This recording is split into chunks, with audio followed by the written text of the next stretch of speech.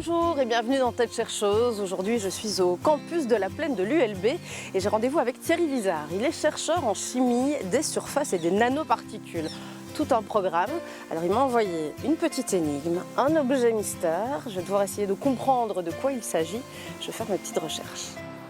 Alors, Google, donne-moi un petit coup de main. Tube gris avec des alvéoles, tube chimique, tube plastique. Essayons avec une recherche image. Ah, voilà. Catalyseur. Apparemment, ça se situe dans une voiture.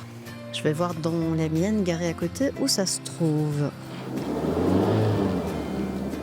Aucune indication sur le tableau de bord. Ah, mais c'est en dessous de la voiture, je me rappelle maintenant. C'est avant le pot d'échappement pour éviter de polluer, oui. Si mes souvenirs sont bons.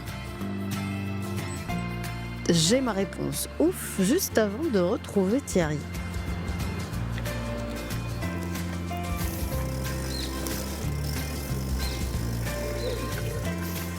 Bonjour Thierry.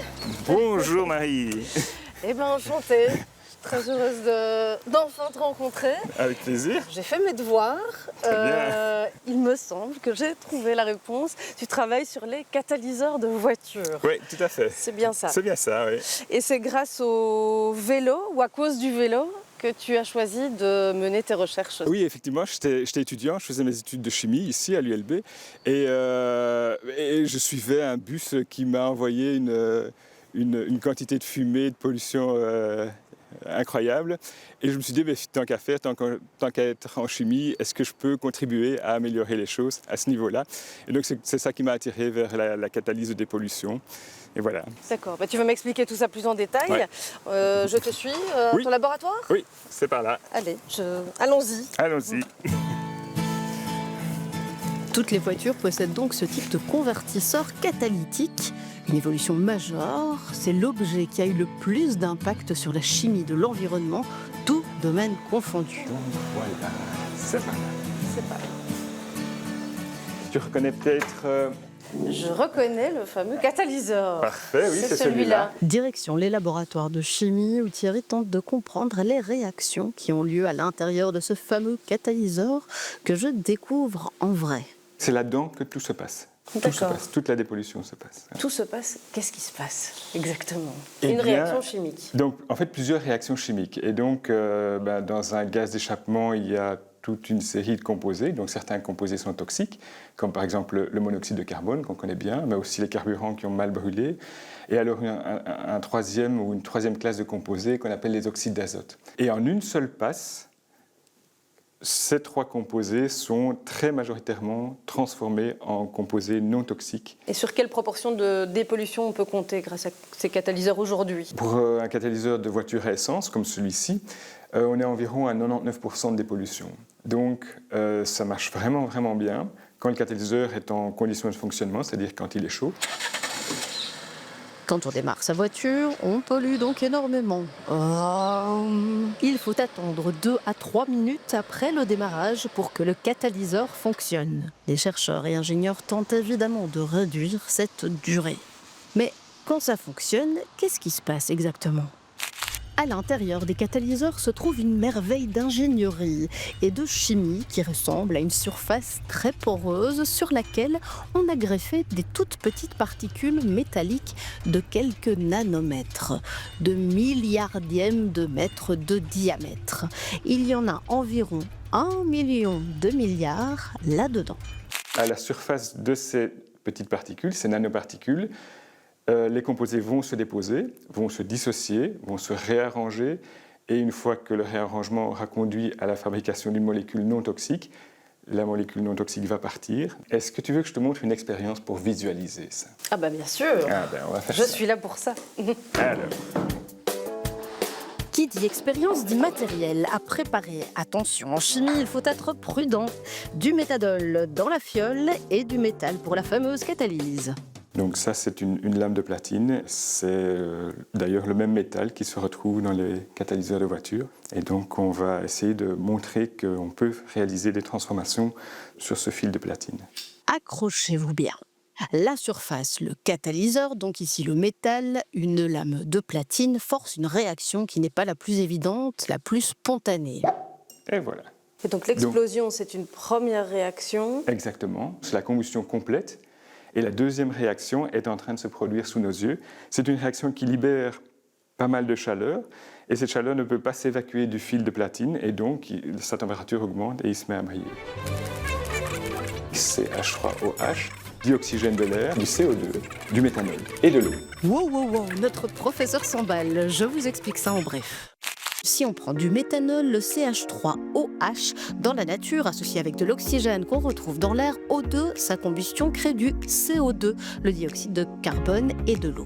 Le rôle d'un catalyseur, c'est donc d'amener une autre réaction qui n'est pas la plus spontanée, mais peut-être la plus rapide. Avec le même CH3OH, auquel on ajoute un peu moins d'oxygène et un catalyseur métallique, on obtient par exemple du formaldéhyde, qu'on utilise notamment pour former du plastique très résistant.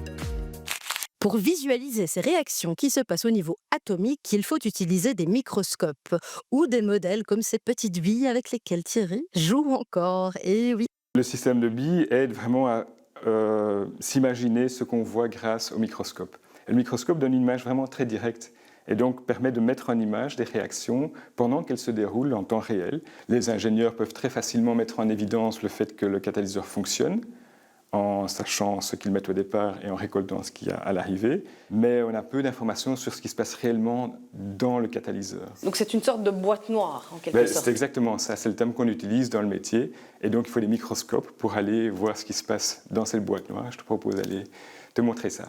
Allez, je suis curieuse. Allez.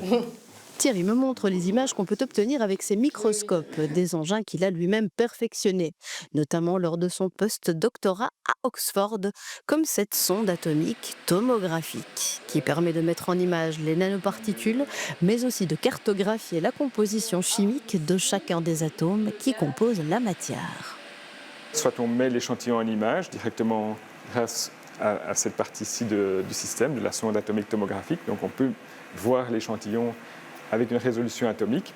Et quand c'est fait, à ce moment-là, on peut faire des traitements de gaz, par exemple, pour voir si l'échantillon change de forme ou si sa composition a été modifiée suite à l'exposition. C'est vraiment l'extrémité d'une pointe, comme si on la regardait par le sommet. Et donc là, chaque point, c'est un seul atome. Donc là, c'est un atome, juste à côté d'un autre, à côté d'un autre. Donc on a vraiment une résolution atomique.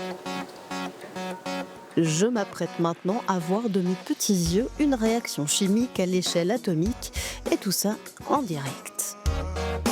Mais d'abord, préparation de l'échantillon de cette fameuse pointe en métal qui est notre catalyseur. Thierry la plonge dans du sodium et du nitrate de sodium, un processus électrochimique qui permet de rendre la pointe encore plus fine et de lui faire prendre la bonne forme afin de pouvoir ensuite l'observer. Dans cette nouvelle grosse machine, on expose donc la pointe de rhodium à un mélange d'oxygène et d'hydrogène. Tout ça sous l'œil d'une caméra et d'un microscope optique. Mesdames, messieurs, bonjour!